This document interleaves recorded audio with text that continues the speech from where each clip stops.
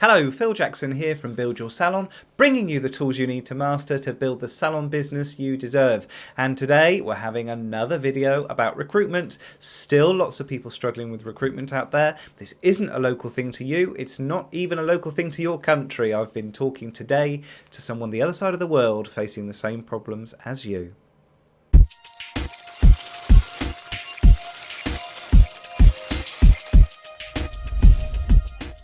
Hello and welcome. I'm going to start today with a little bit of a marketing lesson for you, and it's going to sound very obvious, but bear with me. There is a message which is relevant to recruitment in the salon industry coming up very soon.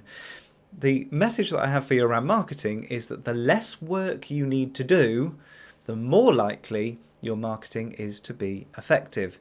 Now, let me explain this. So there are industries which are hard work to market. They're what we call the not obvious industries. And there are other industries which are obvious industries. Let me explain the distinction. If your hair has grown too long, most people will choose some form of hair salon or a home hairdresser to get that sorted. It's an easy industry because the customer has already made the connection with the kind of service they want to receive. If, however, you are, let's say, a business coach, and somebody is struggling with their business, they don't necessarily go to a coach. They might choose to do some training, or they might choose to research something online, or just spend £200 on books on Amazon around business. So it's a not obvious business. So that's a lot harder to market because first of all, you have to persuade the customer that that's the route they should go down. Secondly, you have to persuade them that they should go down that route with you. Now, in the hair and beauty industry, we don't have that. Most people know when it's time to come to a salon. They know what the need is. They know when they should be making those appointments with hair or beauty specialists. All we need to do is convince them to come to our salon rather than somebody else's. How does this relate to recruitment? Well, it's about not doing too much work when it's time to recruit. Let me explain. Most people do nothing around recruitment until either their business plan tells them they need to recruit an extra body or somebody leaves, usually the second one. Most of the time, outside those two instances, salons are doing nothing to recruit. That makes it really, really hard work because what you're asking your recruitment advertising to do then is firstly to make somebody think, perhaps I'm not happy in my current situation. Secondly, to think, maybe I need to apply for another job. And thirdly, that they need to apply for a job with you. That's a lot from one marketing campaign. So it's no wonder you're not getting the results that you deserve.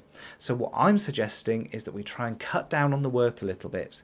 And what I'm saying is that we need to be recruiting continually. So you need to have recruitment in mind even when you don't want any extra bodies.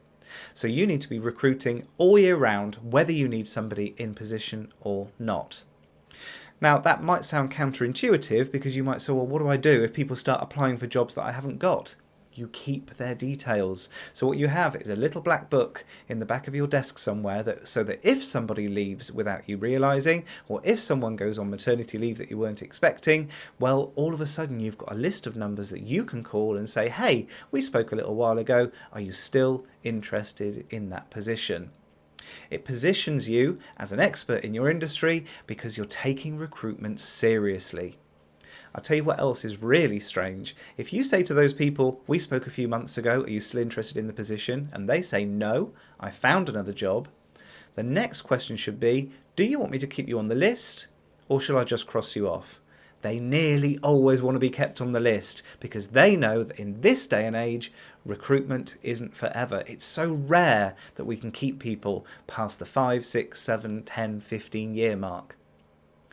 So how do we go about this continual recruitment? Well, you need to look at the marketing that you're doing and you need to allocate a percentage of that marketing to recruitment. So let's say you have a look at your schedule and you are posting every day in November on Facebook. So you've got 31 posts going out there once a day.